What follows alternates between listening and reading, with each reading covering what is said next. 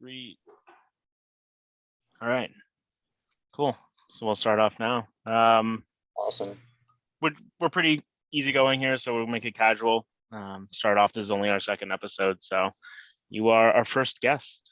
Oh, fantastic. This is fun. Yeah, absolutely. I'll introduce Scott and Matt, who are two of my good friends from college. We've just been obsessed with cars forever. I've always talked about it and still continue to this day. So if you guys want to introduce yourselves and go from there. Scott, you want to go first? All right. Yeah. So I'm Scott. I'm a engineer. I work for a supplier. So not a big OEM, but a supplier to OEMs. And right now I'm super into Land Rovers, but I've been into other sports cars as well in my past. A couple WRXs here and there. Got into the Euro stuff more now. So I had an M3 V70R is what I currently have, and a bunch of Land Rovers. Yeah, definitely big into the Land Rovers and off-road stuff. Yeah, right now that's pretty much my life. yeah, something of an obsession, but I guess that's my whiteboard in front us. of me tells me my Disco 2 is very far away from completion. So I'm Matt. I'm the youngest amongst us. Met these guys while we were at college. My affinity for cars started with the classic American stuff, predominantly seeing Impalas and Continentals and things when I was small in the Cape Cod area, a lot of summer cars, things like that. And you didn't end up liking Land Rovers?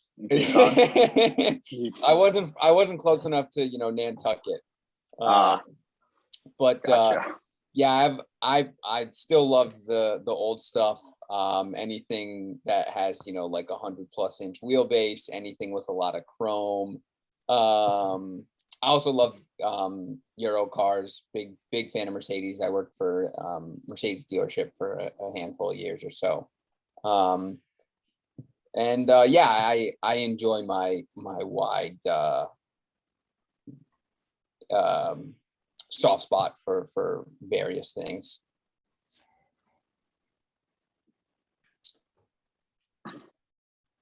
Yeah. Toby, do you want to kind of introduce yourself and how you got into cars and what your job is now?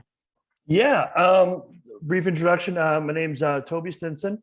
I am a development officer and director of the New England Auto Auction at the Owl's Head Transportation Museum, Owl's Head, Maine. I am prior to this experience, I was a educator, high school teacher for about 15 years, historian, general automotive enthusiast, automotive historian, researcher. I got into I was born into the transportation business, so to speak, based off of my father was running his own company at just about the time I was born, started his own business, which was a transportation and trucking company. We had trucks to sell our product for what we had. So we're always around vehicles of that nature. Grew up being able to go to the Owl's Head Transportation Museum. And just a lot of connection to automobiles, machinery, and things in general, and then connected with history and things. So at this point, connected to everything on a lot of different levels: history, research, market analysis, sales, you name it. Right now, I'm probably quite involved in all aspects of the collector car industry, and I just love the history part of it, the aspect of it, growing my knowledge base. And it's really interesting. I listened to you guys' last podcast all the way through, and it was fun. And I thought it was a great topic. And it's a topic that is really up for a lot of discussion on the national level, in terms of making things connected to multiple generations and how you use vehicles for a lot of different levels and making them relatable. How you use them to tell the human story, history, and also how people are interested in what cars and whatnot. And it's really amazing listening to you, Matt. Right? the one that Yeah. wasn't close enough to Nantucket to like the Land Rovers, right? Yeah, exactly. And it's really interesting in a lot of the work that I'm doing and some of my colleagues on a national level, relating to people of different age groups. And it's not just the same issue as relating to vehicles. It's how do older generations relate to younger generations, and why do younger generations like different things? And it's not separate from automobiles, it's included with those things. There's been many times where, you know, a former neighbor has come over to me and says, how do I relate to my son? You need to help me because you're a teacher and I can't, you know, and we'd have those conversations. And I really enjoyed your topic, and a lot of it comes down to points of view. So on the so a lot of at the museum involved in pretty much a lot of things that go on from a different aspect. I have tasks that are my role to head up and lead. You know, for example, our auto auction. It's the museum's largest fundraiser. So we do that and put that on as a fundraiser for the museum. But basically, to put it down as to what is it like, it's probably, you know, it's you watch it on TV. It's Beacom, Barrett, Jackson, whatever. It's a consignment auto auction, and we flip our hats around and turn Shark Tank. And it's okay. We're going to go for 9.5 hours and sell $5.1 million worth of vehicles, 162 lots, and here we go. So I'm really excited to talk to you guys because you know, whichever way you want to go, we'll chat. But I really thought your topic last time was a really, really good one. One of the things that I'm doing now professionally is I'm on the board of directors of the National Association of Automobile Museums. That's the national organization that just about every major automobile museum in the country is on. So I'm serving right now my first term on the board of directors of that, and I'm a board officer, and that's really amazing to sit down there. And when we get together for meetings in person, when we can, or Zoom meetings or other conferences, to sit there and be at the table with museums like the Peterson, the Gilmore, the Henry Ford, National Corvette Museum. It's been a blast to build relationships with those people and to call them my friends. So, yeah, that's awesome. Good for you. Yeah. And I was at the Active Corvette Museum. I'm sure you've all saw the tornadoes that just went through Kentucky and pretty much. Oh yeah. And 2 weeks before that, we had our conference at the National Corvette Museum, and our hotel was, I don't know, it was all right there. Our hotel was here, the Corvette Museum, the factory, the racetrack. They have a beautiful motorsports racetrack that just got wiped out, but at least I was able to get on there I was able to get on the Corvette track with the new C8. So anyway, that's kind of a long introduction, but no, love it. Thank you. That's great. So I think we can lead into some questions with it too. Yeah, we definitely will. And we don't have to. Our topic for today was more a continuation on what we were doing last time, especially with you here. And it honestly should have been like start the conversation with you here, but I mean, we can talk about it was forever, great. so. I really enjoyed it, guys. I really enjoyed it, and I'm really, this is really fun for me. Mostly, I mean, for you guys, but John, it's, you know, I will never. Part of me misses living next to you guys and Alfred and you and Jamie and everything, and a chance that you're doing this to help you guys out. And it's really interesting. It's all points of view. I think that sometimes everyone needs to give people the benefit of the doubt. And, you know, I think of myself, my mind, I'm probably more 15 in my mind than I am 43, 44. But my tastes are kind of going on 44, going on 100. You know, and too often I find people want everyone to get along, but then we put people into our own boxes. Like, I want to get along with you as long as you like what I like. Well, that's not the Hard Rock Cafe. Hard Rock Cafe is love all, serve all. Well, I believe in love all, drive all. So why? You know, I'm a Ferrari person and that's a truck guy. It's like, well, there's a time when you want a Ferrari and then you want a Ferrari, but then there's a time where you need a truck. So you want to have a truck. So why limit yourselves? But it's point of view. And I really enjoyed your last conversation. And I kind of got a chuckle out of it because it was like, yeah, man, I am getting old now. because some things that, and it factors into perspective, because, you know, Matt, you were saying like, oh, I grew up on the older classics, the old American classics. And I'm like, I'm listening to you. And then I just realized what you're talking about, the big chrome and things. I'm like, oh, okay, he's talking the 50s. Because to me, a classic is pre-war, maybe 48, large Packard V12, Dietrich bodied, you know, Packard Zero, He things likes like those that. too. You know, He likes those too. you know, He gets on his tangents with and old how you're Bentleys. looking at them. And but that's, you know, that's the automotive historian in me. And I think that, to just kind of piggyback on what you guys were talking about last week, is it's all experiential.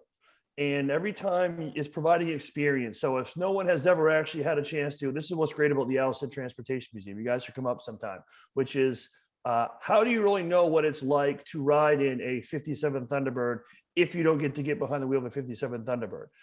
You can read about all you want, but you don't know what it smells like, feels like, handles, the visceral experience. Okay. One of you was talking about how, you know, all the 67 Broncos, they were boxing loud, they were bouncing all around, and you can convert them to EVs, they'd be quiet. That's totally part of the fun. Like, you know, but that's part of the fun, but that's why you do it. And, you know, I'm not anti-EV. And if you want to come to the Allison Transportation Museum, well, I'll take you. There's nothing new under the sun. I mean, it's cold. I just got to throw the garage door open and I'll take you for a ride on a 1913 Woods Electric. So that's what I really love doing, is being able to run, drive, operate, learn about, study, and then relate to them as my life now and back. So in terms of always trying to build, you know, my knowledge base, my experiential base, but to put a context here where we can kind of talk about any way you want to go. The newest vehicle I've probably driven that is pretty badass, I guess, was that the new C8 Corvette on the track a couple weeks ago down in Bowling Green. And the oldest original vehicle I've driven or operated is an 1898 Leon Belay tri-car. And then in between there, you know, years. you know, anything from Model Ts to whatever.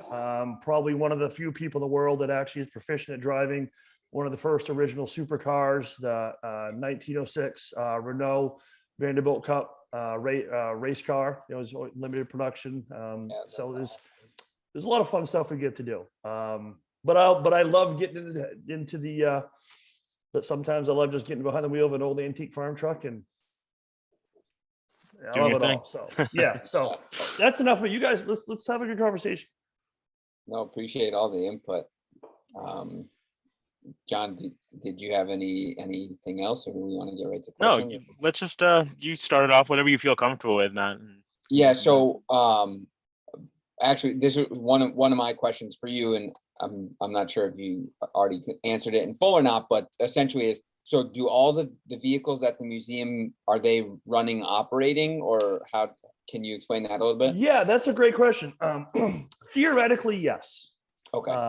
And I'll say theoretically, yes, well, there's a couple of things here, and I'll include our aircraft in that as well. Okay. Because we have vintage World War I era biplanes, fighter planes. Our new plane is a 1940s era World War II trainer Stearman. We have a couple aircraft that are hanging from the ceiling in static exhibits. Okay. And they haven't flown for probably 25 years. But the engine, I guarantee you, if you gave us a week to tinker on it, the engine would still run.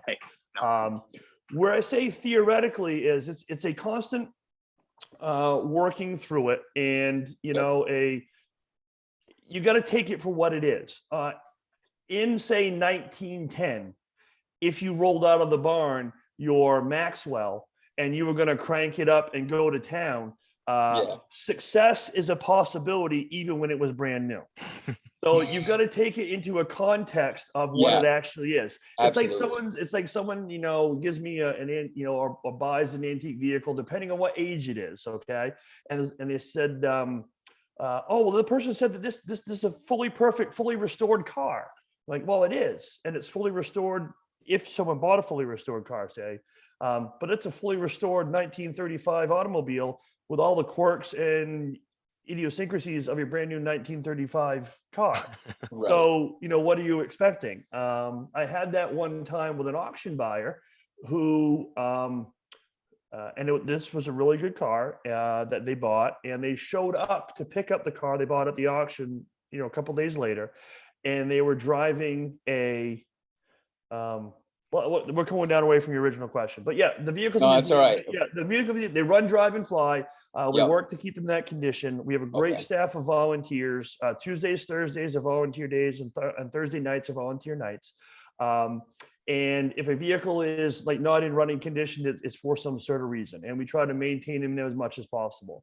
Okay. And if they and we don't run every car every year, like every now and then we go around like, geez, we haven't driven this car in a couple of years. And then you also rank the vehicles too, because not all cars are created equal.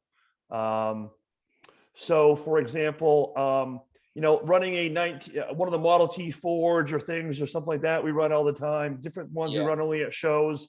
The Renault Vanderbilt Racer, if you go on our YouTube channel and type in Renault Vanderbilt, that's one of the rarest automobiles in the world.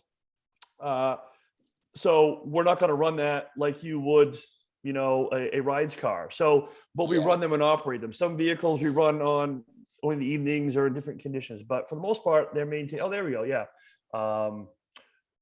If you click on and there's a YouTube video of running that car. So, that car's a blast. That's just an experience. I never thought in my life that I would be able to be, one of the people proficient in running the vehicle. So, can you actually play this live? Yeah. So let's talk about this car for a second. Please. Pause it for a second, John. I'll set it up. Okay. Pause it Do you want me to wait for you? Okay. Yeah. So because you asked the question, Matt, about keeping the vehicles running. This is our ground Yeah. vehicle conservator, Warren Kincaid. Warren, I've known him my entire life. He's a master. He has more knowledge in his pinky than you'll ever have in your entire head. And he's a magician. I've seen him go through spark plug holes on a 30-something era Packard that had stuck valves because it sat so long, and unstick the valves by going through the spark plug hole, managing to get it unstuck. That's Little incredible. tricks and things. So this vehicle here was donated to the museum. It was a 3-quarter restoration, never finished. And and this is he and I getting going for the first. Pause it again, John, real quick, if you can. Yeah.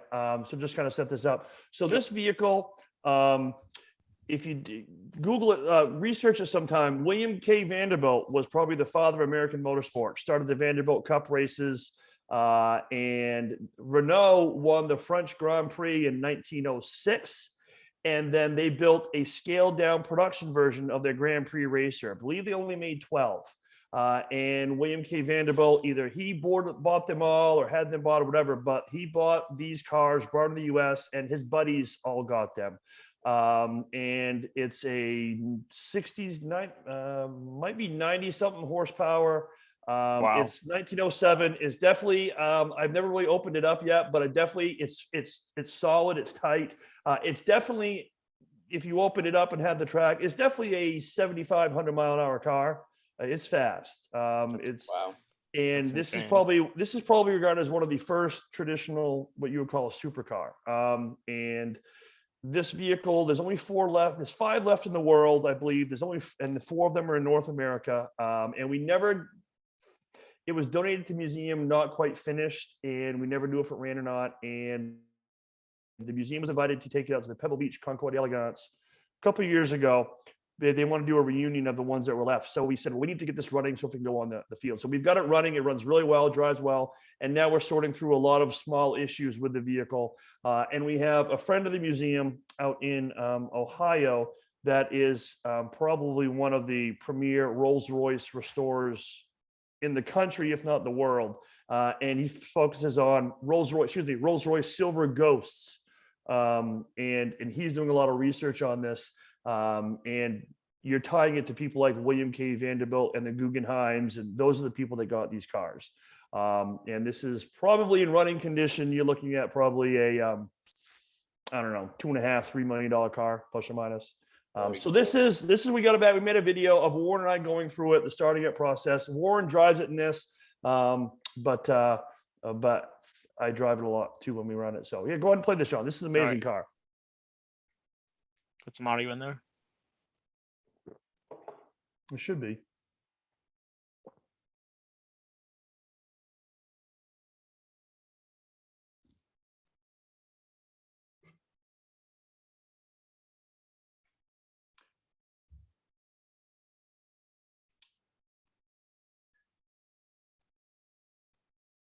Is the audio playing with the video?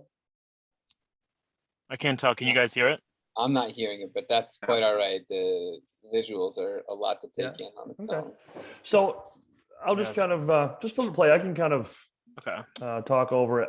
It's amazing here. So what we're doing, there's compression release, and we got to crank it. It's a large, heavy 4-cylinder engine. You're probably looking at upwards of close to 200 or 250 cubic inch 4-cylinder engine, exposed valves. And there's a lot of more details we can go into when we're driving it, but it's not easy driving around in slow speeds. The car wants to run. Okay. It really wants to go really fast. It's really grabby on pavement. It was designed all for dirt roads.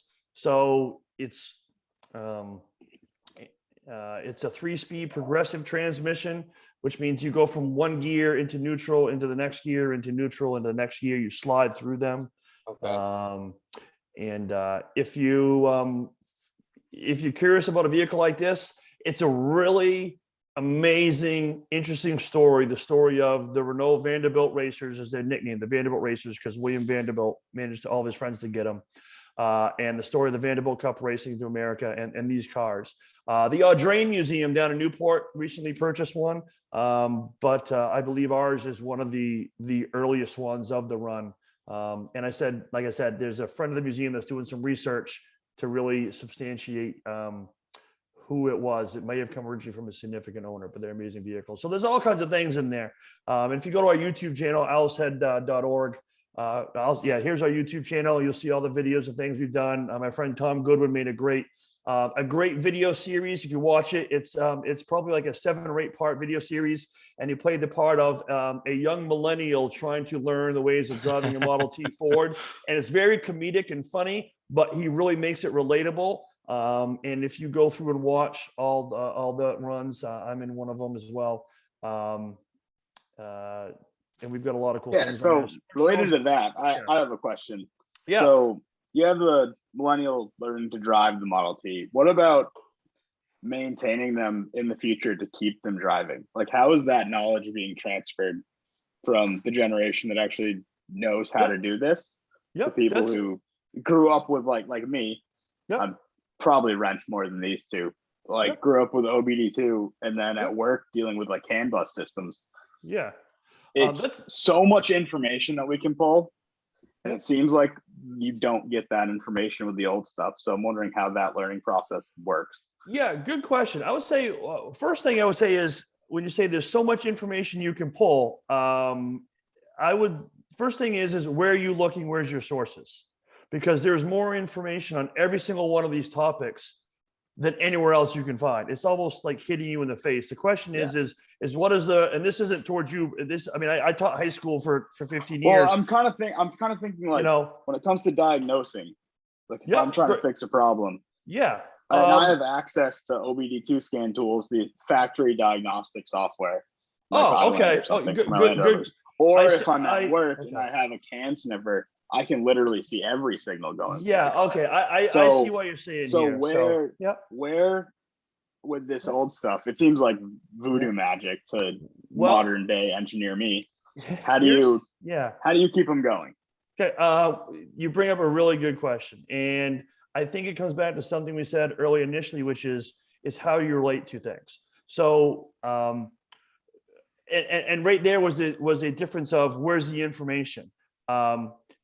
And I had a moment of disconnect from where you're coming with. Oh, okay, you're thinking go in, plug it in. I heard you. A couple of years ago, probably one of the fastest cars I've ever driven. I had a 2004 Volvo V7DR turbo wagon with a 6-speed manual, chipped Nice. and all I have those the different types manual of things. Okay, V70R. that thing is that thing is an absolute weapon. It's 0 to arrested in 2.2 seconds. Okay, it is. I mean, if it went, it's a station wagon that's like 0 to lightning. Okay, it is Yeah, one I of the own one. fastest, and it's one of the fastest vehicles I've ever driven. The 04. Okay, It's awesome. so in terms of what you're discussing, in terms of how do you find this? Get on the internet, search on it, find a book, read on it, and then your mind is the computer. Okay, it's all experiential. Can you be like, oh, I want to look it up and plug it in, and then I know? No. Well, nothing replaces. And even today, well, did you put in time? Did you put in hours? Do you want to learn that? How do you got to find some way and relate to that. So in terms of how are people learning these things, there is a lot of enthusiasm with younger generations. I say younger generations. I mean, I'm saying Model T, they came out in 1910 and I was born in 1978. So there you go. So the question is how do I learn all these things? You find an interest, you immerse yourself in it. And you can learn them. You just got to have the experience. One thing I would say is step one is, hey, John, coming up to my house on a weekend, let's get them out. Let's go for a ride and play. We'll get you behind the wheel. We'll start going with them. We'll find comparable knowledge. Yeah. We'll start riding down the road. If you've got a basic understand, if you don't, wherever you are, we meet you there. You understand how a car works. We'll be like, okay, you smell that right there? Yeah. Okay, you're running rich. Lean it out a little bit, dial it back, decrease your mixture, increase your mixture. Okay. What I have found, it's just all experiential. So the museum is one place where, and for these older vehicles, it's not just kids. It's, if someone is in their 60s now, it means they graduated high school in 1982. Okay. And they grew up on, a 440 Plymouth. Okay. And some of these things from 1910 or older are foreign to them. But the concepts are the same, and it's how are they adjusting through them. Today, and I taught, you guys probably I would have had as students. Okay, I know, years ago, and it's I need to find the information. Let's get on the computer. Let's look it up. Bang, I get it instantly. The same thing kind of happens in sports. Is you got to practice or you got to put the time in. So. I probably would struggle with the diagnostics. I plug it in, know how to read it. You read the code, okay? And then most vehicles now are very Germanic, okay? German automobile. I love like the Foreign Auto Festival and looking at British vehicles and how they're put together versus German vehicles. German vehicles, even the Volkswagen, okay, is very plug and play system. It's replace modules. If you look at a Volkswagen, it's engine comes out, transmission, replace it. Rear axle comes out, replace it. Okay. British cars, they don't make any sense. Okay. So we'll just leave them out of there, especially with wiring. But if that helps answer your question, it would be, meet it where they are. It takes time. So if someone asks, well, how are young people going to learn this? It's provide examples and opportunities for them to do so. If you have an interest, seek it out. Our museum is one of those places where to foster imagination. And so if you come to one of our shows, we have the vehicles out and we show them. For example, concept, like if there's any concept you wanted to look at right now, and we had the time in the museum, you said, for example, we're looking for a new car, like the new Hyundais or the Kia Tellurides or these new vehicles that are adjusting, getting more fuel economy because they're using variable valve timing, right? You guys familiar with that concept? Yeah. And it's electronically variable valve timing, and they're going from a four-stroke auto cycle to a four-stroke Atkinson cycle. Okay, but here's the thing. I'm 5 miles down the road. I can go show you all those engines and those cycles that run and operate from 1900, 1910, a variable valve time Didion Bouton engine, and I can manually operate the adjustable valve and show you here's how it actually works in concept. All we're doing now is finding new technological ways to regulate those technologies. We've gone from individual coil per ignition to distributor and point ignition, and now we're back to every single vehicle has a coil. There isn't any new thing, in my opinion, coming out right now that is really being beneficial. That the guy or the girl the person who invented it, it was 110 years ago. It just now we're at the area technology wise to catch up with their mindset. You know, we're living in the world that Nikola Tesla created. He was just 110 years ahead of his time. He got bought out. I mean, technology You know? compounds, and we don't have like the microprocessors that they did, but it's based around fun technology that was. The I guess that's what you're saying. Yeah, the Fundamentally, fundamentals. yeah. Yeah, the fundamental concepts are there. So now what I like is that's part of it. I mean, that's the most important thing to back to your original question about working with the earlier vehicles is your mind is the computer. Okay. Yeah. Your mind has to do the thinking, the analyzing, and the assessment and problem solving thinking through it. It would love to plug a code in or whatever. And then, well, how do you know? You teach yourself. Okay. You've got to read up and study on that. So is there Yeah. ways that the museum is working to pass that knowledge down on a more technical way so that in 20 years from now, every car at the museum is still able to be driven? Yeah, that's a the great knowledge question. doesn't become Yeah. obsolete. I would say our first level of that is our volunteers, and our volunteers that come and work at the museum, most of them, they're adults. They really have no clue when they come, and including the aircraft workshop. So they start working on different types of things. We give them smaller projects and work on this vehicle, work your way up to this vehicle. And the guys that have a better understanding, and females, it's very gender. We got a wide swath. We have great people at the museum. It's not a male female thing. It's we love working on things or in the archives, and you pass that along. The most important thing is igniting a spark in a person. Okay, so what do we do at our events? Kids love to come to our events. We put them in the cars. We have them ride. We give them excitement. We let them experience things. That's what got me. That's what got you guys. And then at some point, you get involved with those. There are a lot of. I was on a conference call yesterday. Me and a colleague at work, and two people with Haggerty. So I was on a conference call with people at Haggerty, working with things for the museum and talking to them about their concourse shows coming up. And Haggerty is about selling insurance, but also the drivers club and the experience of it. There are a lot of automobile programs that are coming in places like McPherson out in Kansas, but they're not the only ones that are developing auto restoration 2 and 4 year degrees. So yeah, I think it's happening. Okay, it really is. What is challenging, to answer your question, is more and more and more that experience has to be put on the museum organizations, because I get this all the time. Oh, kids just aren't interested in this stuff like I was. I'm like, well, they are, but when was the last time you had to change the spark plugs in your car? Yeah. I mean, my 2002 GMC that I bought, John, my old red pickup. Okay. The transmission conked out at 250,000 miles, and I sold it to some kid down the road. He put another transmission in it and ran it till he got stupid and wrapped it around a tree. But I never changed the spark plugs in that. And you listen to all the guys, I call them old guys, my dad's age, who's 80, who grew up in the 40s and 50s. And it's like, oh yeah, the 235 Chevrolet, and all those were great. And I used to help your grandfather out in the shop, and Pa would do this. And I was a valve guy, and I lapped him in. And look, okay, well, we'll go read an owner's manual for a 235 Chevrolet. Every 35,000 miles, do a valve job.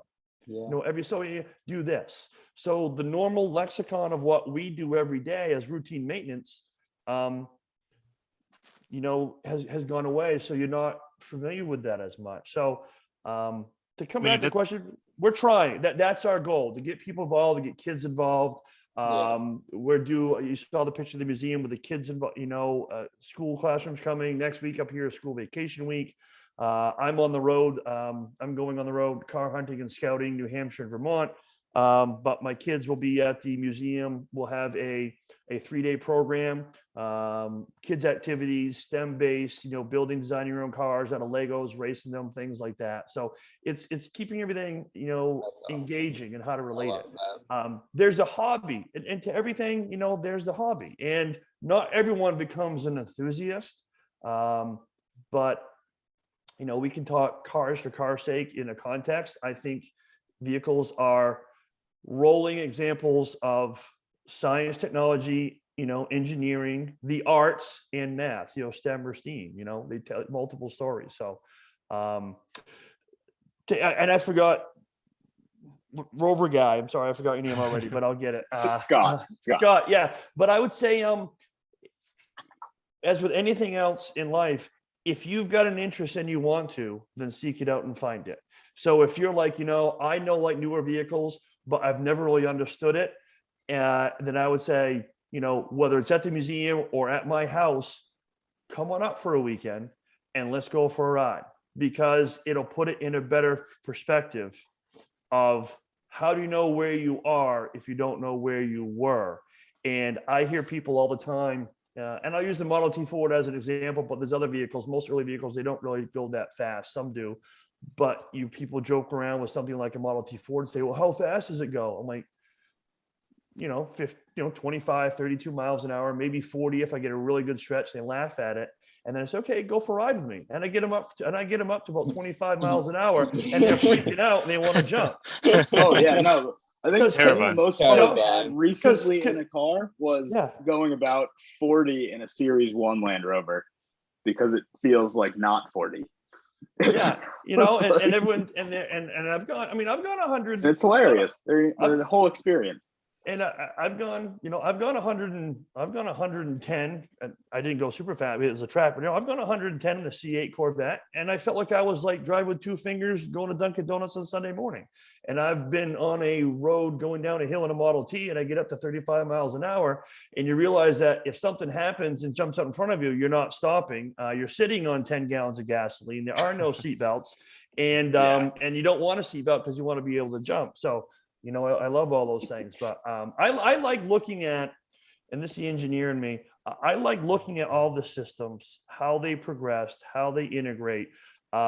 It's really amazing, and you can see this when you walk around the museum or other places in the context of today we use CAD, draw, graphic design, computer engineering, design it all up, test it ahead of time. 110 years ago, 19th century, you had to actually build the whole thing to do the exact same thing. And most people don't realize that maybe they built the machine just to see what it did, to then break it, to then do what they want to do. But you have to do the testing to see what it is. That's why, for example, Ford went through the Model A through Model T, and every year, new car, because you can't really do your testing unless you build the whole car. Now it's all computer designed, and you're inventing these things on your own. So, arguably Tesla's doing that, and they're just throwing prototypes into the arguably Tesla's doing that with autonomous cars, but yeah, it's a different topic. But that's the if you walk around, honestly, I'll say this: there's also planned redundancy too, where I think a lot of these vehicles are being made by manufacturers to be obsolete. We'll put it this way. I've got a 2014 GMC pickup. I love the thing. Okay. I will always have a red pickup to the day I die, but that's a different discussion. I got 109,000 miles on it, and I just got it inspected, new tires, ball joints, rear brakes, usual stuff like that. And my buddy, who's I think the shop, he's like, you got to come over here. I had a hole in the frame already. I'm like, what? You got to be kidding. That sounds about right. So, and I get up as an engineer who works in the industry. Yeah. We've gotten very good at engineering things to last a very particular amount of time. So that's the engineering statement of work on that truck said to the supplier, last 100,000 miles, they will make it last 100,000 miles and no more. And you look at it and you can definitely say it's okay. There's the automobile engineer, and then on over this side is the accountant's office, and you can tell, okay, this is a 1/8 inch piece of metal, box framed, welded for rigidity. They've done the math. This percentage sells in mid-Atlantic and southern markets. This percentage sells in northern markets. Oh yeah. And those different types. Now the engines will run 200. They're playing with those things and they kind of come back out. But those things involve, when it comes to interested in cars, you're interested in the things that you have a connection to. And vehicles have really become just disposable tools. Okay. And it's relatively really new. You know, most Americans never really had the money to afford an automobile until after World War II, really. You know, and it really came out in the 20s and the Depression and the war, you couldn't get one. And then GM has come out with a new thing every year and styling. And even though you had, you know, high priced vehicles like you know, a GT 350 in 1965 or 66 might have cost like $3,500. That's still not unattainable to someone if they had a good job and can make payments, and you know, you're working on more kind of experience. They're disposable things now. But when people say, you know, I'm not interested in cars or automobiles, they're just not admitting it and don't realizing it, because it's a part of our society. Ask them about who was your best friend in high school and what'd you do, and be like, oh, she had her beat up old Corolla. And okay, there you go. You know, who do you know that drove a Mustang? It's right. There you go. And there are certain vehicles when you go back in time, you know, I like everybody in America. So I'll say America, you know, because that's where we are. But for example, the United States, there's certain generations. Every person has a certain story. Everybody in America, actually everybody in the world, at one point had a Model T story. Okay. A connection with one, owned one, drove one, whatever. Everybody. There's no, I never like, I mean, yeah, I've never ridden in a, you know, an Audi, a supercar. Okay. There's not that, but there was no one at the time that didn't have that connection. Then you got to my parents' generation, and I was the tail end of it, which is every single person had a Volkswagen Beetle story. Everybody. Everybody had the same experience. Your parents had one, or your friend's mom had one, and everybody had one, and everyone who got married. I mean, John, ask your dad and ask your mom. Your dad at some point must have had a Volkswagen Beetle. You know, he did. Poor guy put himself through college. He had a Volkswagen in the '60s, or his buddy had one. You know, I talk about automotive safety. If you've ever been an old antique Volkswagen Beetle, you know, they're horrifying. Yeah, they were. I mean, you know, my mom. I remember as a little kid, you packed, you know, 9 kids into it. I'm the 4-year-old. I'm in the way back seat, which is behind the back seat. Whatever. I had my toys back there, so everyone had an experience with that. Everybody in America has a Mustang story.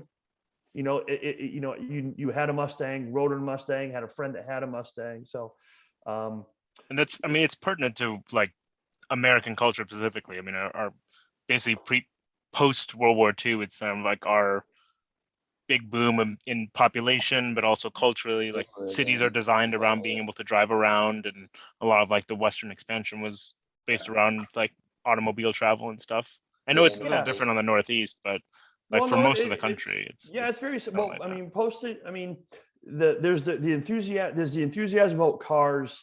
And what we kind of started off as like working on the mechanics and things and stuff like that. And you can theoretically not give a flying hoot about any of that stuff, but still be into automobiles, automobilia, and culture. And the fact of the matter is we are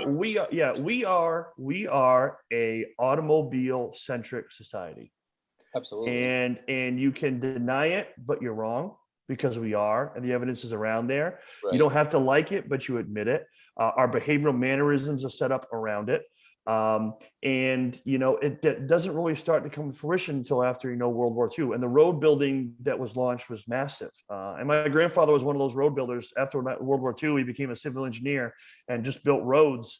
You know, John, where we used to live in Alfred, he built 111, built 202, built the main turnpike. You know, they were just massive.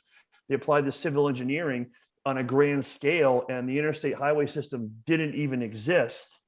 And all these other roads didn't really exist. And they built them all in like a 15-year span. And it was phenomenal. Like he built Route 111, John, where you live, from Biddeford to your house in Alfred.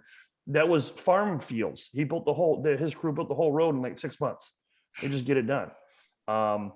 And our culture becomes associated with it. So to study the automobile and automobiles, vehicles, trucks, motorcycles, to study the automobile from a historical social context, okay, gives you a really good understanding of who we are as Americans and American culture, and also world culture.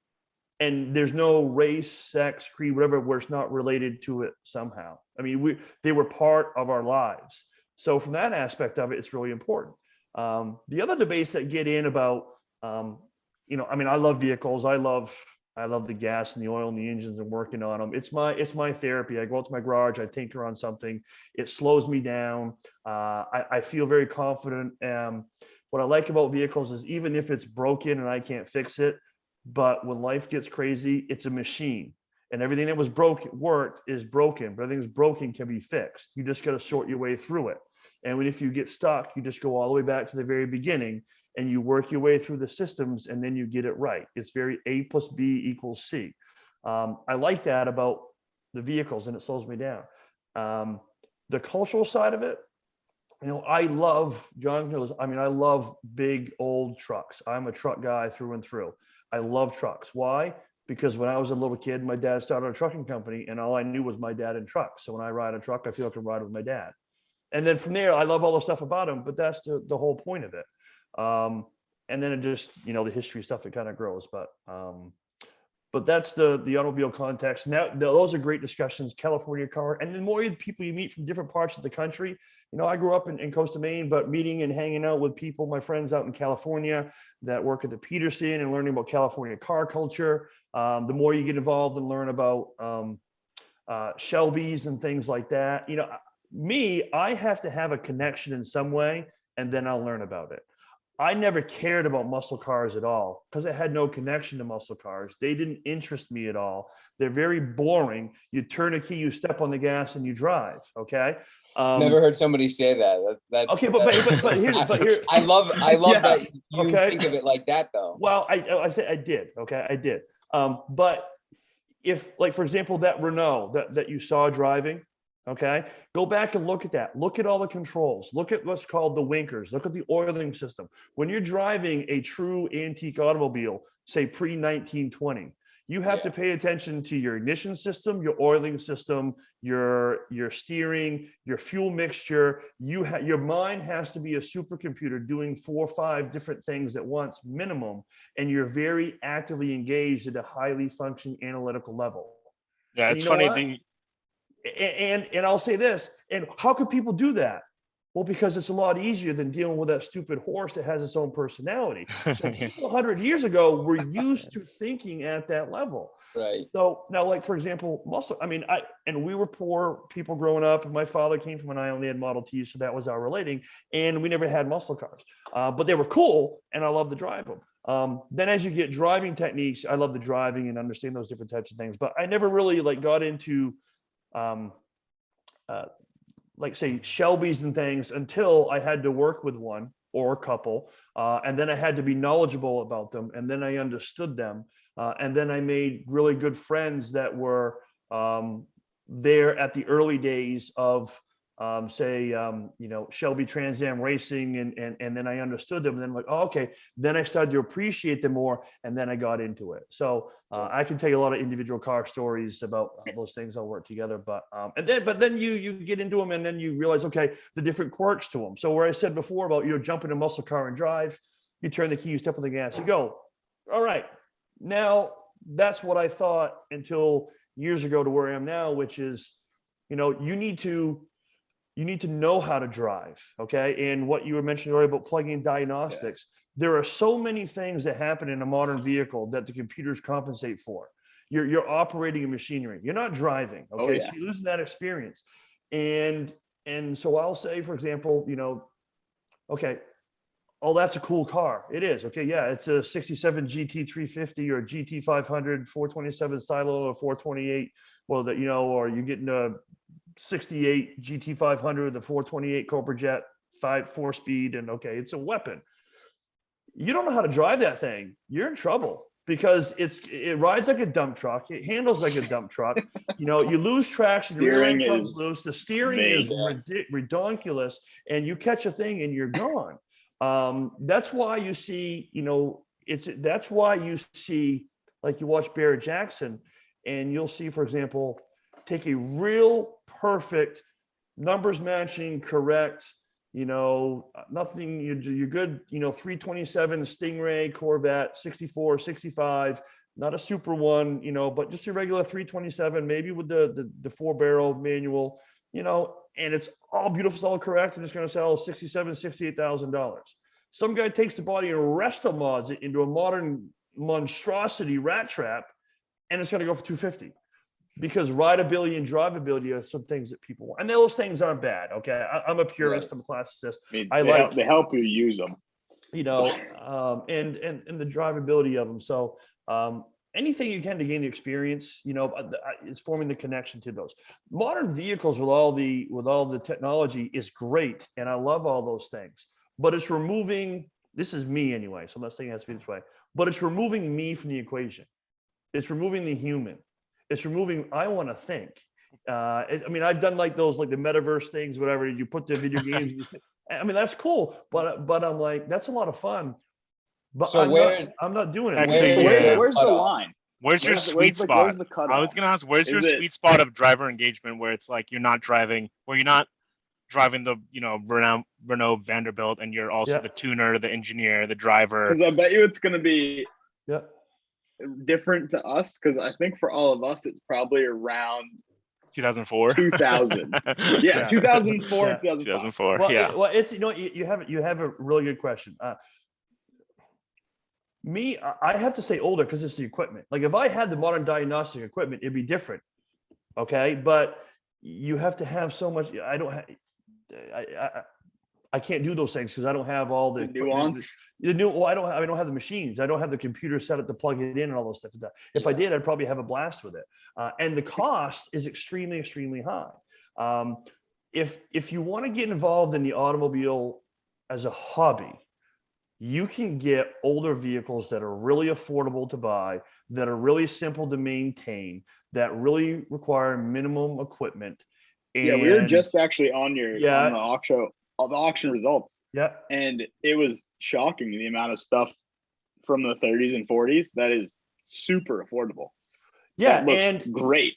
Yeah, and you and one of you mentioned last time that you think, the older stuff is so hard to work on. Actually, it really isn't. It's all standardized. It's simple, basic mechanical principles.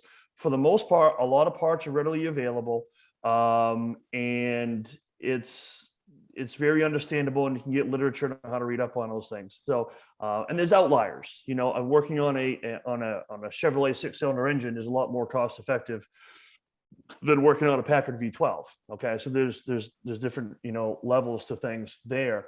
But that's probably my comfort zone as to something I know, and I don't know everything. I like being able to have access and work on those things. Right now my project I'm working on is a big tractor trailer truck that I'm trying to fix up, so it looks like the one I had when I was a little kid. My dad started his company before it got wrecked.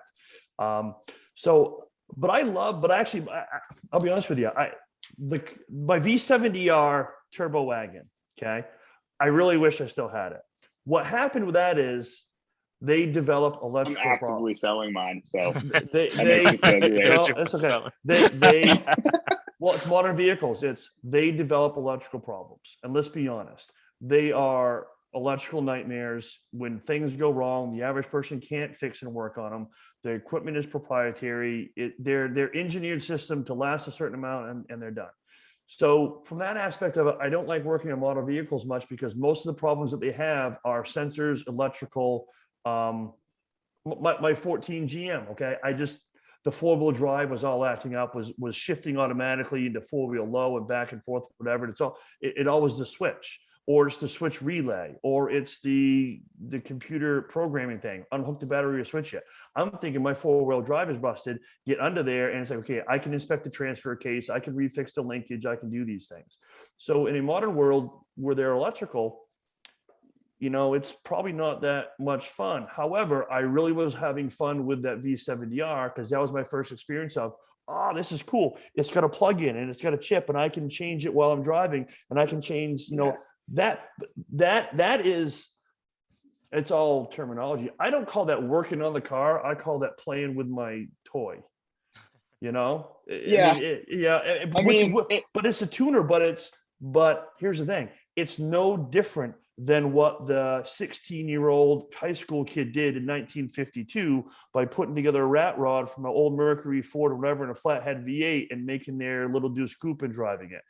Hot rodders and modern tuners have more in common than they realize. You just get past the age discrepancy, in my opinion. It's like, kids don't want to work on stuff. The technology gap probably too. Yes, they do. They're working on it in different ways.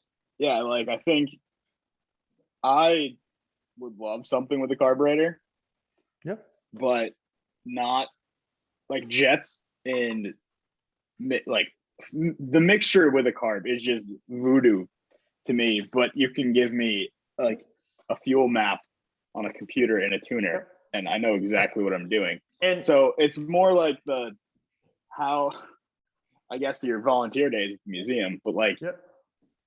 how do I go from being competent with a modern fuel injection system and a modern ECU to being competent with a carburetor? How would you go about that in a way where I could learn that effectively? Like, would I go Okay, good and question. sign up to be a volunteer at the museum and learn that way? Yeah, Or if you lived up here, you could volunteer on Thursday nights and you learn it from what we're working on. My first response to you is like any person of any age. I don't want to say kid, any person of any age, which is, well, do you want to learn? If that's something you want to learn, then my simple answer is then go learn it. Find the opportunity when you get it, kind of go there. So let's just say use an example as a carburetor. Okay, the best way to start is to go back to the beginning. So if you're like, I want to learn a carburetor. So at the end, I mean, I'm sorry, I can't get the teacher out of me. I'll go back and say, do you understand? And you know what? We all would have learned physics in high school better this way, guys. We probably would have. Do you understand the basic principles of basic physics? Do you understand, basic wind tunnels? Air goes into a tunnel at an opening of this wide at a velocity of this, and it exits at a velocity of this, and this speed is coming out. Do you understand what a venturi is? Yes. Do you understand what atomization is?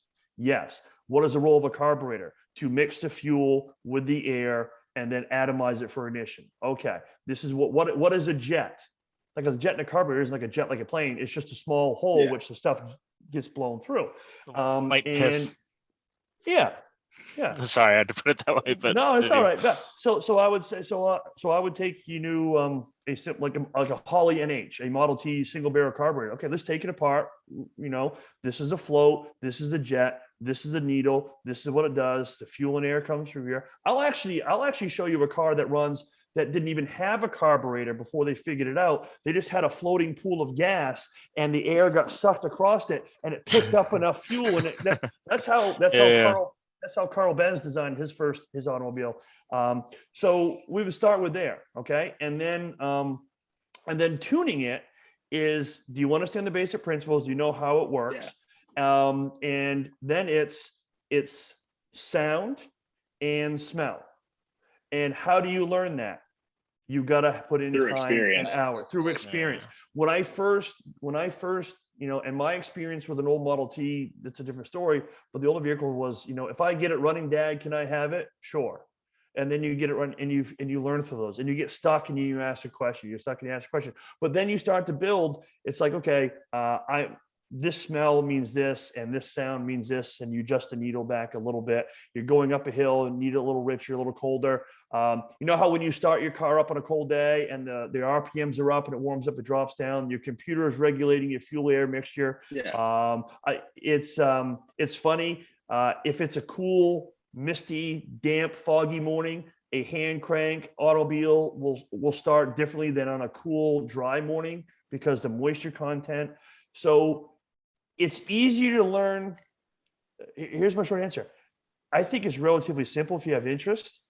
You just got to come up. You just have to put yourself in a position to get the experience. It's like someone. I mean, how do I really tell someone what it's like at Fenway Park when Ortiz blasts a home run in the ninth inning if you've never been there? Or someone is like, man, what was it really like in 2004 when the Sox won the World Series? And you're like, well, you didn't grow up living in 86 years of misery, so I can't really explain it to you. But you can see it on TV, but you got to be there. What does it smell like? So, and what is it? I'm gonna have to interject here, but you in your position at the museum, are there what are the active things looking in the future and the present day that you're on the other end, right? Because I mean, it's to talk about these things that you have to do in person as opposed to the world is getting more and more virtual. We're on our computers more from all ages, and there's a lot of knowledge there, but again, as you said, a lot of it you have to do with your own hands. What are the initiatives from the museum side that you're trying to translate this educational knowledge to the younger generation? Great stuff. So one thing is we are working, making it a serious priority to activate more school-aged children being involved in the museum. First of all, to have them come through there for whatever reason. Who cares for what reason they come to the museum, as long as they come there and they can learn something. And we're also increasing our ability to work with STEM-based programs, engaging people at a young age to use their minds through these automobiles. I gave a presentation a couple of weeks ago at the Corvette Museum at our conference, and it was called the quote unquote rules of engagement, the unofficial rules of what you have to do to engage with someone on any topic, and how do you do these automobiles. And what I would say is, stop teaching about something. Don't teach kids or adults about automobiles or mechanics. Stop teaching to and teach through. Using these concepts to get them to a further point. And anything that you're doing teaching-wise or education, if I just want to teach you about how to turn a carburetor, then that's what you're going to learn, and that's all I've got. What I do with you afterwards, you're almost no good at that point. You're just at a different step, and it's another deadline. But if I'm teaching you through it to the point of, I got to, let's work through this problem to better understand where you are, and now what are you going to do with it? Or work your way backwards for fun. So at the museum, we're working on increasing and educating, engaging our programs with young kids to get them more involved in whatever way we can, making our events, which are engaging, incorporating people into those. If you look at our YouTube channel and go through all the videos, there's some vehicles on there that are auction promo videos. The stories about vehicles in historical context. You'll see little 5 or 7 minute vignettes about the vehicle, like say the Curved Dash Oldsmobile. And if you want to just watch and learn about these aspects of something, you definitely can. And I think it's important. We're very socially conscious people. So finding people to realize that these vehicles are connections to our past, then they may want to dive into, learning how to operate these machines. And not everyone has to do that. Not everyone has to, know how to paint to appreciate art. So there's different levels which you can engage people. But I think, we're taking that balanced approach. From the workshop perspective, yeah, we are. There's insurance in the modern world. Now we're all adults, guys. There are insurance and liability issues. And we've recently run into a good problem at the museum, which is, I call it a good problem, and we'll find a solution. But we've had more and more grandfathers and fathers bringing their young grandkids on Thursday night to shop night when they work on the cars. But here's the thing. A 2-hour intensive workshop on shop night, working on these vehicles and fixing them, is not the place for 6, 7, 8-year-olds running around. It's not playtime. It's not very safe. And the insurances are going to cover it should something go wrong. Okay. So we have to look at some things that way. So now we're looking, okay, in what way do we engage young people that want to be engaged? My colleague, Rob, he's our curator at the museum. We've started this year one of the local after school programs at the Rockland Recreation Center, the after school care program for kids that have to go someplace before mom and dad get home from work. Every Tuesday is Owl's Head Day at the after school program. And doesn't matter what, but Rob is there. They're making Legos and racing them, designing cars to go faster, doing, different activities, but we're there doing stuff with them. To me, that's the most important thing. And then any opportunity, if you are about the enthusiast side of the automobile, is anytime you have a chance to share something with somebody else, then do it. I shared on my Facebook page a while ago, there was a great quote that said, remember when you were a kid and there was that cool person in town that had that cool car. Some of us are lucky enough to have really cool automobiles. You are to some kid that guy, and you don't even realize it, and a little bit of engagement anywhere can go kind of a long way. So my favorite part about the vehicles is, it's like with sports, my knees and ankles are shot and I can't play sports the way I used to, but my college teammates and my high school teammates, they're my brothers outside my family. And they're like that today. The people I get to hang around with the vehicles, that to me, that's what it is. I love the social aspect of it when I can, and that's fun. I love going for rides and talking. I like the social aspect of it. That's the fun part, but it's our society. It's so interwoven in everything we do. It's hard to compartmentalize it. But anyway, I can ramble on any topic. We could, don't get me going on, your favorite movie car or something like that. But here's what I will say is, any one of you, open invitation. John, Kate, would love to see you anyway, and meet the kids. But hey, north of Boston is not Canada. We're not that far. Jump in the car and drive, man. Jump in the car and drive. Take a run up here. We're planning to do a visit at some point, especially when it gets warmer. It's still February, but Scott lives in Maine. I'm not very far in Massachusetts. That will be the furthest along, but we can plan something out. I'm in like Albany, New York area, but certainly. Hey, hold be on. there. Here's the thing. Albany, New York, local airport. Do they have Cape Air fly in there? Cape Air to Boston? Occasionally in the summer they have flights. Okay. Well, here's the thing. Our museum, we're on an airport. So you get on Cape Air, you land at Boston Logan, you change it, and you fly to Owl's Head. It's a 45-minute flight to Boston, 45-minute Owl's Head. There you go. And you walk across the shortest route. And they land you at the museum. That's awesome. That's really, really cool. You guys, you're the I'll buy shortest you a commute. ticket. Yeah. Yeah. You should film a live podcast. Walk around and do things like that. That'd actually be great. That'd be a great idea. But you raise really good questions, which is it's the age old, and I deal with it a lot because I deal with a lot of older people that are probably in their 70s and 80s, and I get along with them well, and they see me as someone that really appreciates and knows the stuff that they grew up on. And everyone thinks that everyone should love what they love for the same reasons. I don't agree, and even if I may agree with their same reasons. Do you care why someone appreciates something as long as they appreciate it? My father may appreciate an old truck because he owned one or he grew up in one and it helped him raise a family.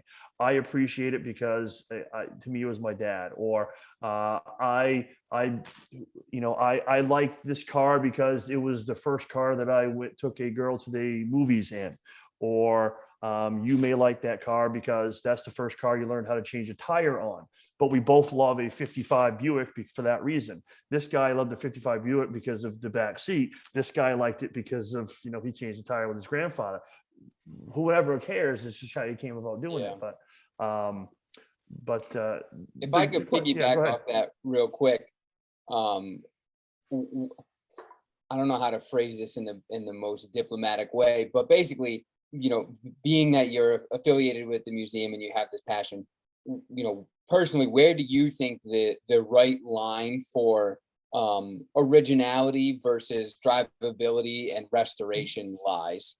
Because, just last week there was Fangio's 300 SL that came up for sale, and it's in completely original condition. And there's part of me that's like, wow, Fangio's bum was in that leather seat that's white and it's torn and it's, at this point it's rubbish, right? If you were to sit on it, it's going to disintegrate. But then also, I see these, Duesenbergs that are restored and, they have 1,000 pounds of paint on them and they are, rolling art. And it's like, They probably aren't how they came off the factory line. Yeah. You guys, you raise a really good question.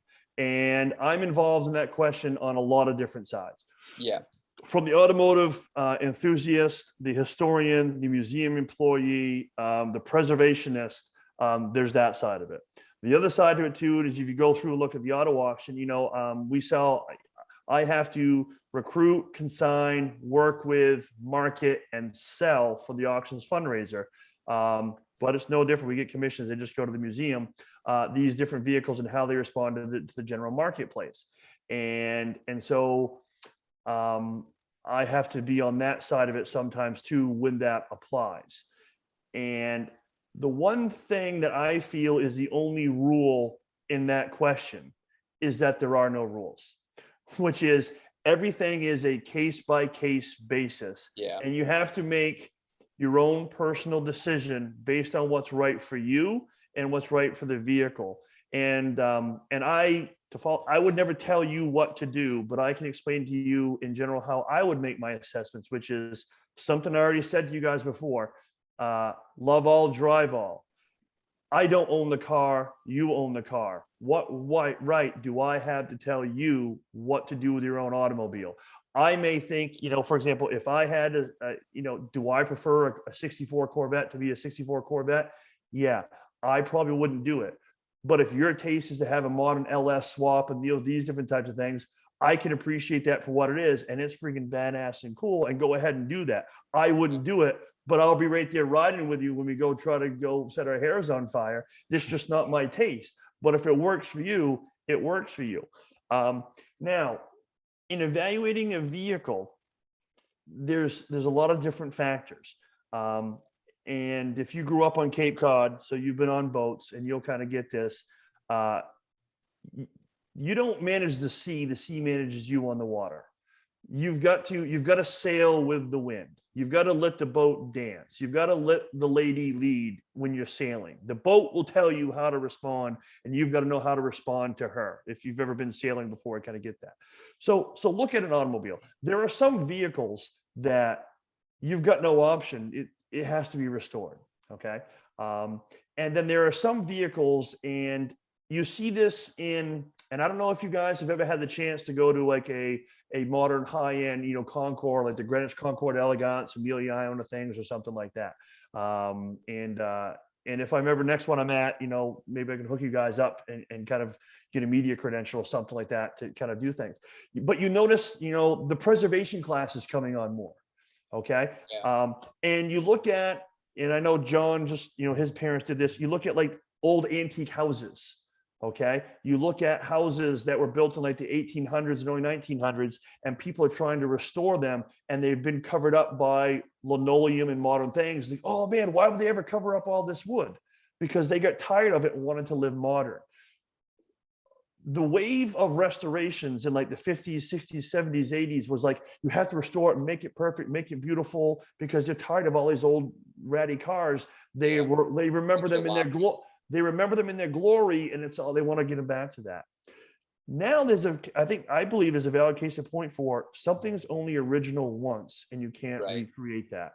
And it's a case by case basis. If you came to the museum, I can show you examples of restored cars, older restoration cars, okay, and perfectly original things.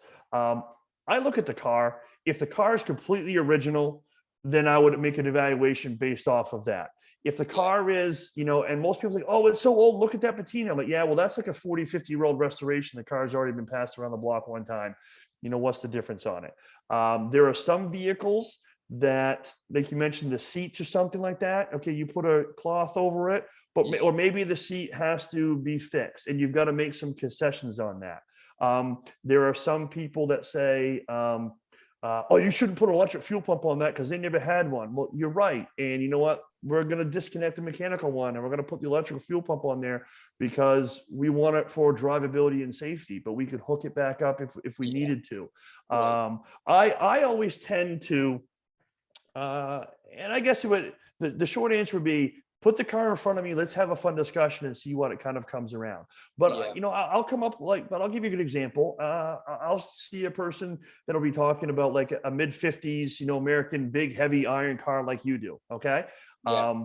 And someone will be, oh, here's the classic, a 55 Chevy 210, and it's like, oh, it's a great car, and I fixed it up, and and it's like, oh, what do you think it's worth? I'm trying to, sell it for market for somebody, and it's a beautiful job, and it all comes down to quality.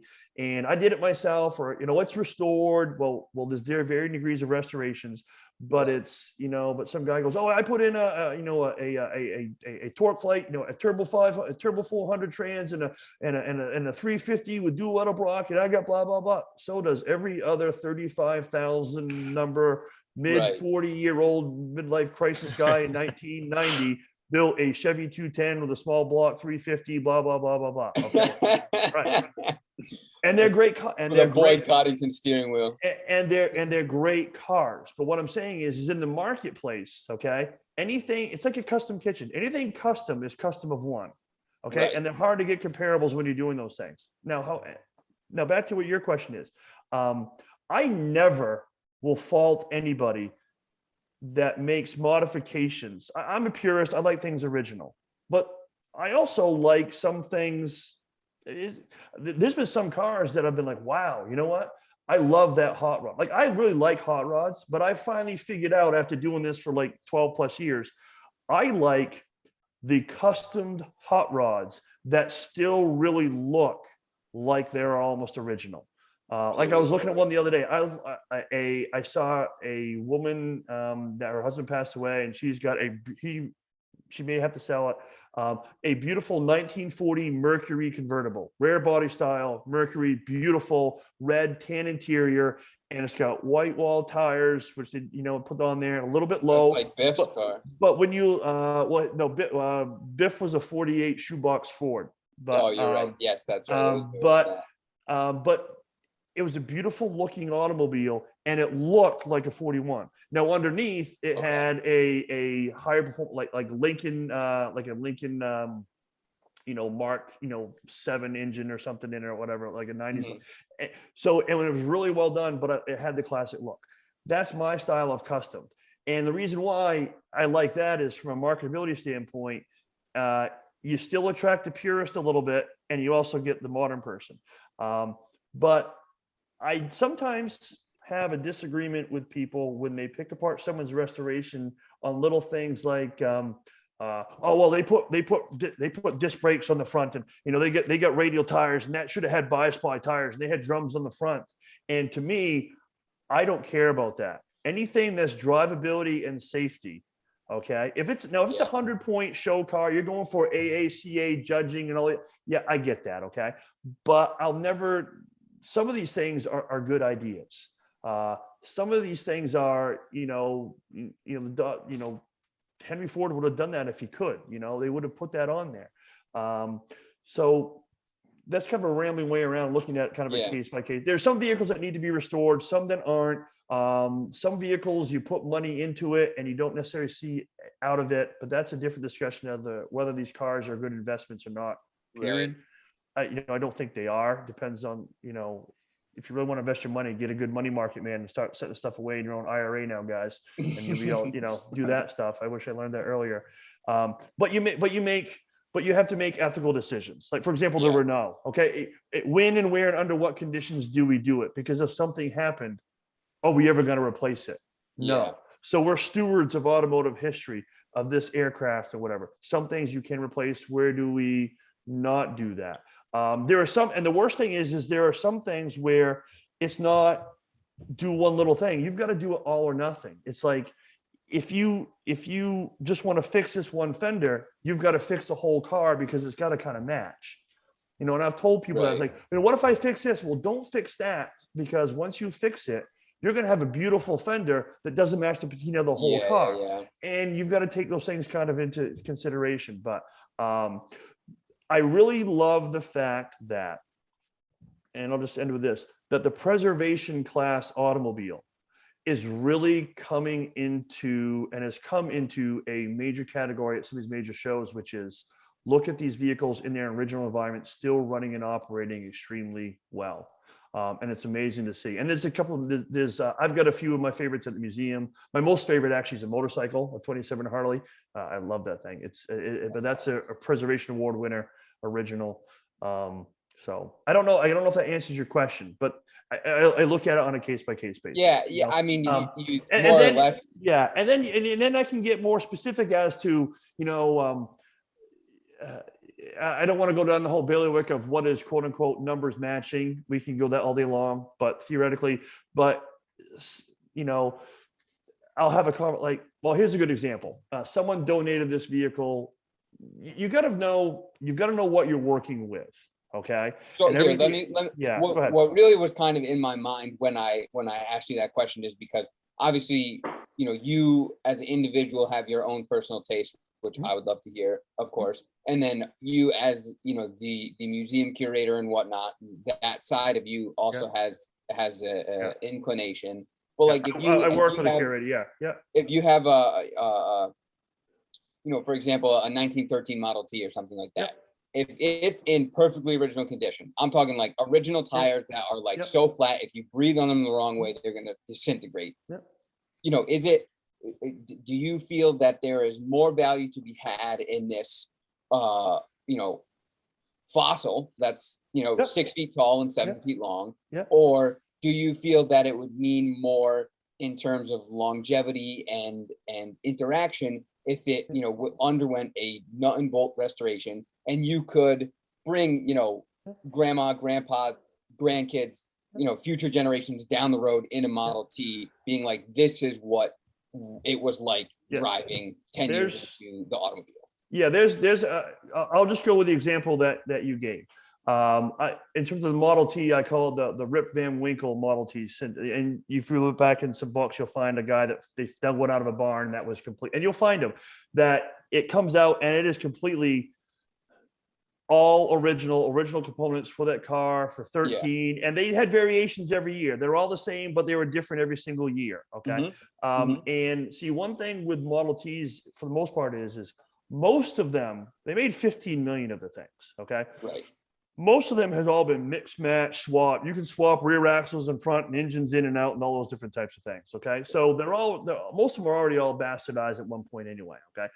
If I found one, and a friend's another museum up in Maine, you should go check out the Seal Cove Automobile Museum. It's on Mount Desert Island, Bar Harbor. One of the best collections in the world, and it's up on MDI. You should check it out, Seal Cove Automobile Museum. They have, for example, a very early, unrestored, completely original Model T, and they're leaving it exactly alone, okay? Yeah. Because if I want to give you the Model T experience, I'll go get you a different Model T and do it with that one, but leave the Holy Grail one alone and untouched, because you can study it in your natural environment, okay? If I had found other things, maybe you could do is, okay, maybe you look at the vehicle and it's completely all original and mechanics are all set, then maybe I'd put a different set of tires on it and put a good set of wheels, and I would drive it and operate it as a completely original running vehicle, you know, and get it to that caliber. I wouldn't launch right into fully restore that whole thing, because why restore something that beautiful? If it's all original thing. Now, if I found a vehicle that was an old 1913 Model T that my grandfather restored back in the 50s, and I just discovered it after like 40 years, well, yeah, you discovered it 40 years and it was already 40 years old by the time you stuck it in the barn.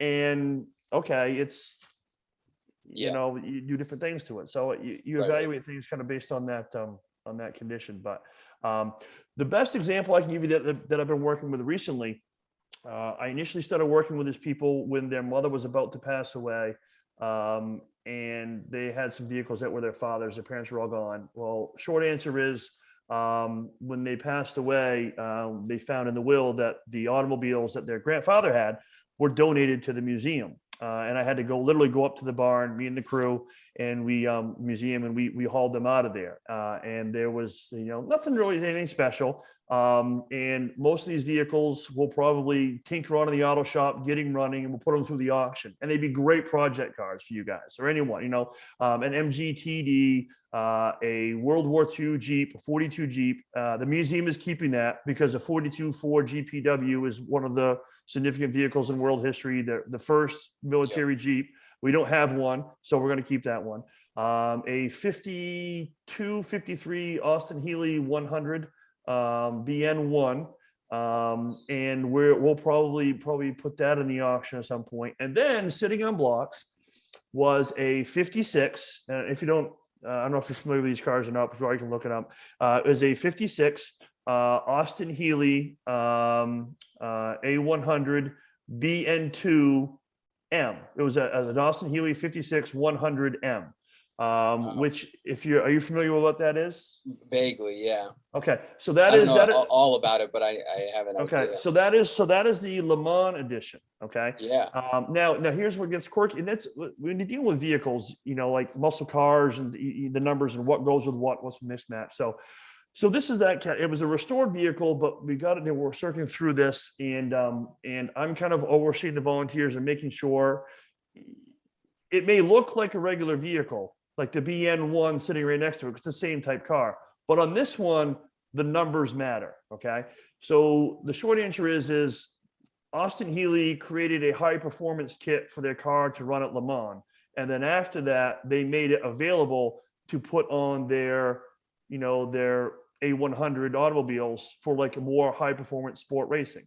And it's called the Le Mans kit. Basically, it's a higher performance cam lobes up a little bit more, higher compression pistons, a distributor that has a more advanced centrifugal advance to keep up with higher RPMs, a cold air box, different SU carburetors, and a couple things to bump the horsepower up.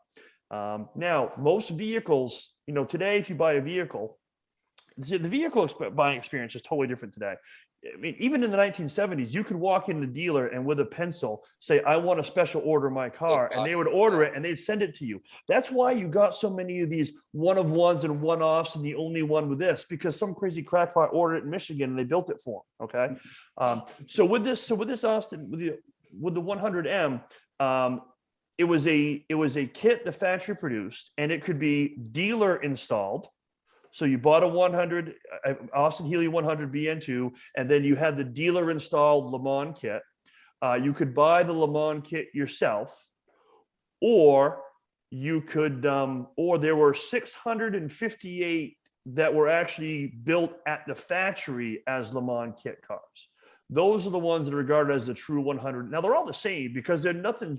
You could build yourself a Le Mans. You can still do that, but there's documented 650 that were the original Le Mans kit 100Ms built at the factory. Yeah. And all of a sudden, I'm like, holy, like what is this tag? I'm like, holy crap, that's what this thing is.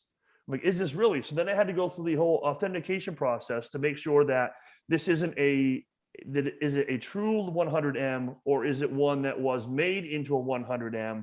And even though it's got the tag on it, so then I had to verify the number on the engine and then the number on the body. I had to contact the British Motor History Heritage Trust in England and talk to them.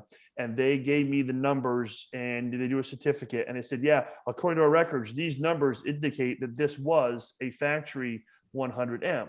But that's what it says on a record. Then I have to authenticate the car, because if I don't find those numbers in other places on the car, then how do I know that those numbers just weren't swapped?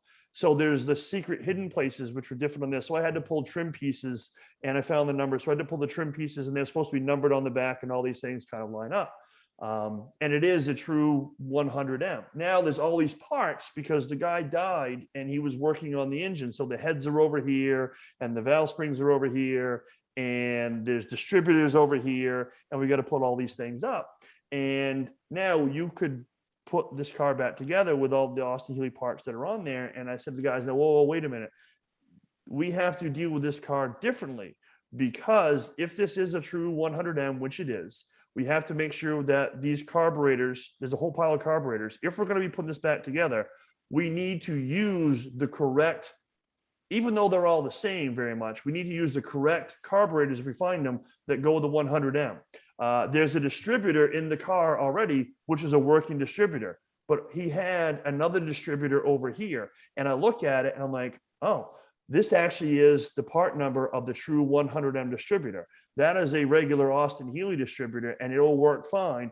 But the 100 factory M is supposed to have this distributor because it has a little bit more of a centrifugal advance. So if we're putting it back together, then this car needs to have the correct components because it matters to that car. To that specific model, to this special edition. If that really kind of makes sense. Because then you're into things that are provenance, authenticity, documentation, verification, and for historic preservation, you want to make it correct, because it's not, and it wasn't a kit one. It wasn't one, it was one that came from the factory. So we're gonna put it back right.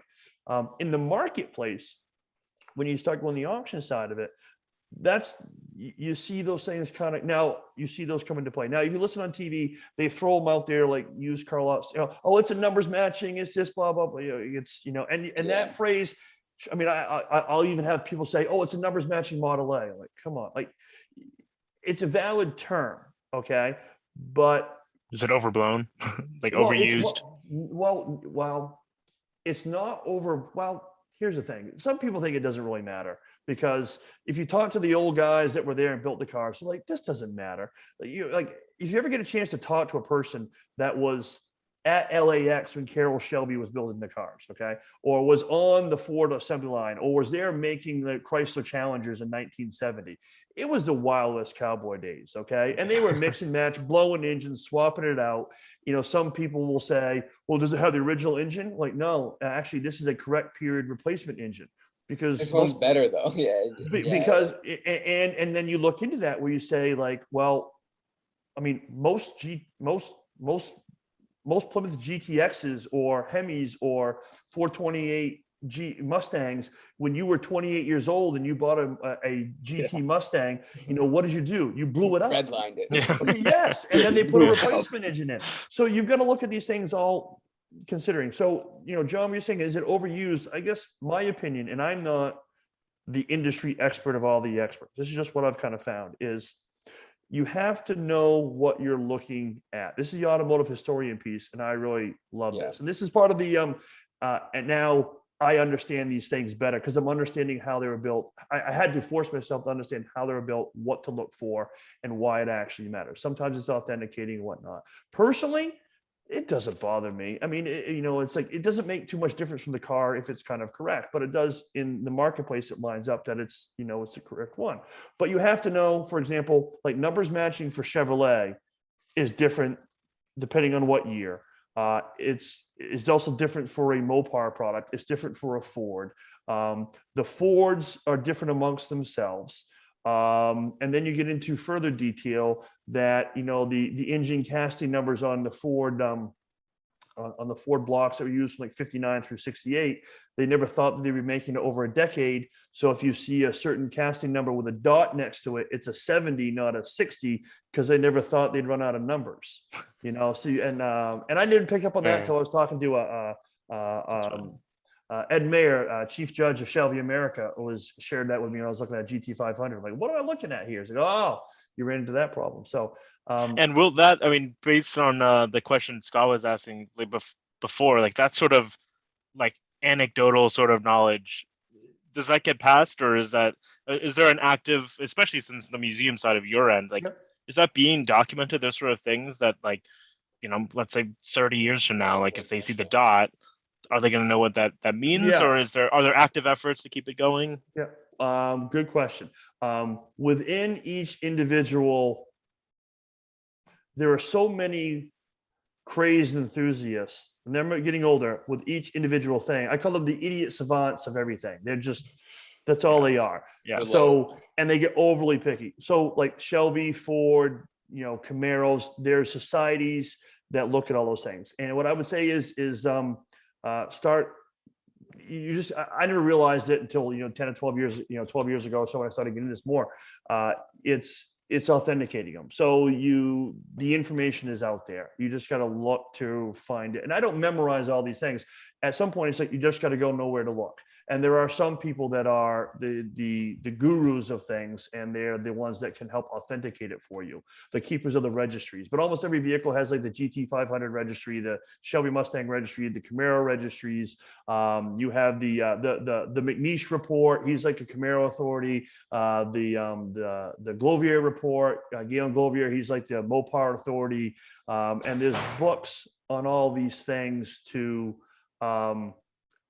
know what to look for, VIN searches and things like that. So are there things like that for, I mean, you mentioned 50s and onwards, like towards the modern era, but I mean, when you describe the that Renault Vanderbilt race car, and there's like pre-war, like, is that, how does that information stay good question relevant? When you start getting to things like, say, the Renault, okay, that's us.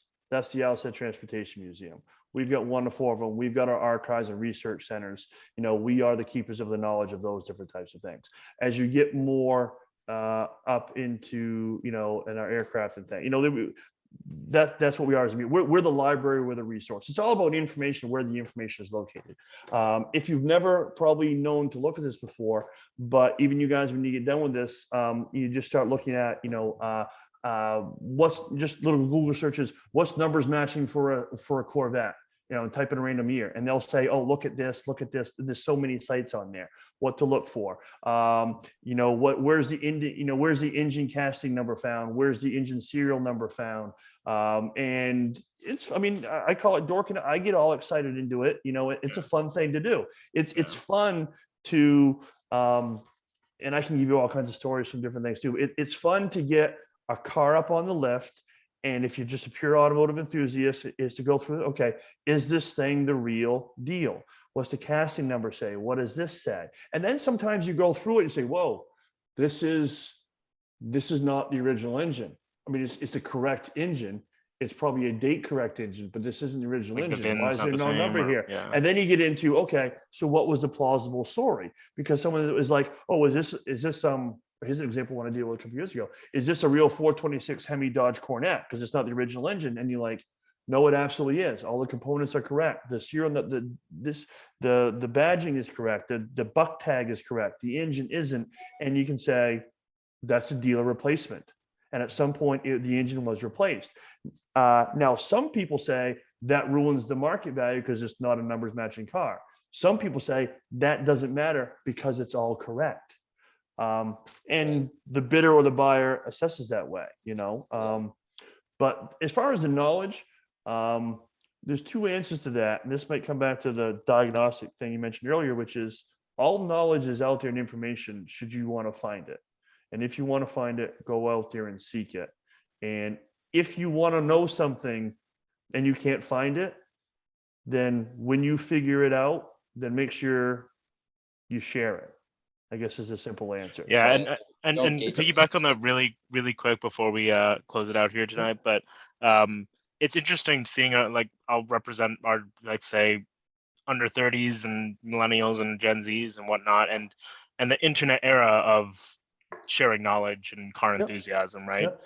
Even in the last 10 years, the medium of how we share this information. So I'm sure but car forums back 15 years ago were a huge thing, and now even in the last 15 years they're almost going extinct. I know there's hardcore enthusiasts that are there and information gets thrown a little bit, but it's not, you get Facebook groups that get abolished within 6 months or something like that, and the information, it's on the internet, but it's as difficult to find sometimes as going through a huge archive of physical books and stuff like that. So it's interesting to see kind of where it goes and how it parallels with how technology is moving. But I think you bring up a good point, John, and I guess my answer to that would be is I probably would know better if we actually sat down and did a research project together, because there's a couple things that a lot of it comes down to in terms of finding information. There's more information at our fingertips right now on my laptop than any other point in human history, all added up combined at one point. We have so much information. And what's your ambition? What is your ownership of the knowledge? What is your ownership of finding the knowledge? And how good of a Sam Spade, and if you don't know what that is, watch it. My favorite movie, one of my favorite movies, is Black and White, The Maltese Falcon, but good old detective stuff. Be a detective, be a sleuth. Find the answer. X never marks the spot. Grow up watching more movies like The Goonies or Indiana Jones or The Last, find the map room. How do you get there? Little things. If you've watched, Indiana Jones and Last Crusade, it's the guy burned his hand and the map stick. If you guys seen Raiders of the Lost Ark? Great movie. Okay. So it's the stick was too long. They're digging in the wrong place. We'll then apply that to automotive knowledge. What's the number? What does it say? They misinterpreted. What do they use? So if the information is out there, and I guess don't forget about the curiosity aspect of it, which is, I tried to look for it, but I didn't find it. The information's not there. Is the information not there, or are you not digging in the right place? Are you not digging in the right place? And does that mean, okay, then are you not trying hard enough? Are you not asking enough questions? Do you get stuck? Do you be a little bit more, and I realize it's a personality thing, but right now, John, you've got my cell phone number, simple things like, I can't find it. Well, did you at least give me a call? Did you at least shoot me an email? Hey, Toby, I'm trying to find this thing on GT's. I can't find it. Okay, well, here you go. And I'll give you to kind of continuing. If it's Don't just look and then not find it, because the answers are there. If you can't find it and it's hard, then there's your learning opportunity. There's where, oh, I discover something new. I learn something new, and that's when it becomes fun. So, so in terms of finding information, John, I guess it's what's your question, and then I would help direct you to where it would need to be. So if I can help you guys or anyone, or the museum, I get calls all the time. People, I've got a 1906 black motor buggy, and I don't know, I Googled it and your name came up. I'm in Kansas and you guys are in Maine. I'm like, yeah, we have an '06 black. Boom. I help this guy who discovers this vehicle in the barn, and we work with him to kind of get there. We're a resource. So the information is out there, but also look at it and be proactive in seeking and finding it. The next thing I'll also add too, which will kind of help, is, and I've found this with machinery and cars in general, when you're trying to work on them, is this is where I feel, like, in my opinion, historical research and social context comes into play, of people who built cars in the 1900s to 19 teens thought like people living in America in the 1900s to 19 teens. People building and working on cars in 2000 to 2020 build and work on cars like people thinking and working cars in 2020. It's all in the presentation. So sometimes you have to think how they thought to sort the problem out. And we've run into this in the workshop before. We're trying to solve a problem, and we're thinking about, well, this should fit, this should fit, this should fit, this should fit. And we're like, wait a minute, guys. This car wasn't built on an assembly line. This car was hand built. This car was built not with the idea of not only how are we going to make this car, in what order of operations are we going to put the car together? That's one of the brilliant things of the Ford Model T. It's not that just Henry Ford designed the car and then found a way to build it on an assembly line. He then changed the design and processes so it could be built on an assembly line in a certain order. And you get away from the hand-built style to the mass-produced style. And you can tell whether you're working on a handcrafted car or a mass-produced car.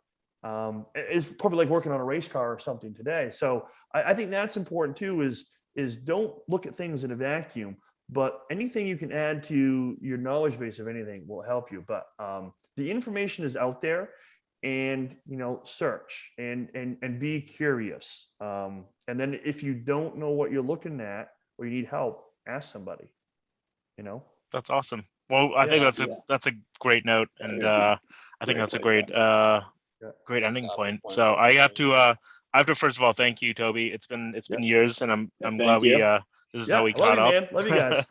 Appreciate you being on.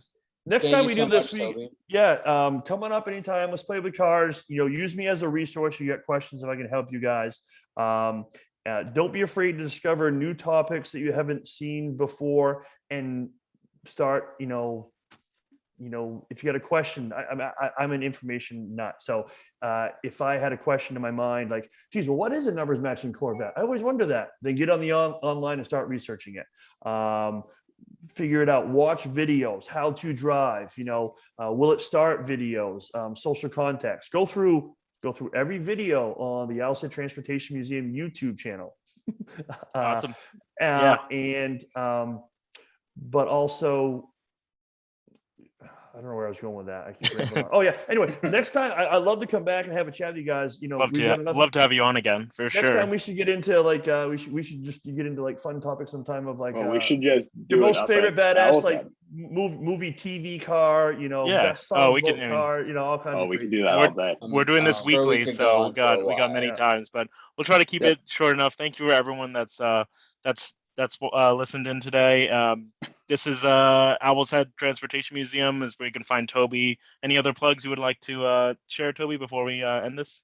If you watch this, come up to visit us at Owl's Head Transportation Museum. Look at us online, owlshead.org. Also would have to say our friends up to the Seal Cove Automobile Museum. Check out Seal Cove Automobile Museum. Amazing collection. You'll blow your mind of what they have up there. Our friends down in John. Hey, John, next time you're in Alfred, your parents took out a place in Alfred, right? Yeah, we'll Okay, never get okay. rid of it. Okay, good. Next time you're in Alfred, give me a call. I'll make a call for you down to my friends in Kennebunk at the main Classic Car Museum, Motorland down there, Tim Steniford. I'll go down there and just kind of check out down there. Perfect. We'll make a thing out of it. Yeah. sure. So Absolutely. there's a lot of cool Sounds great. places. So, yep. Awesome. Well, thank you so much, Awesome. Toby. right, thanks, Thank you, guys. Toby. Thanks for coming on. Thank you. And we'll do this again soon. All right. We'll see you. All right. Take care. Yeah.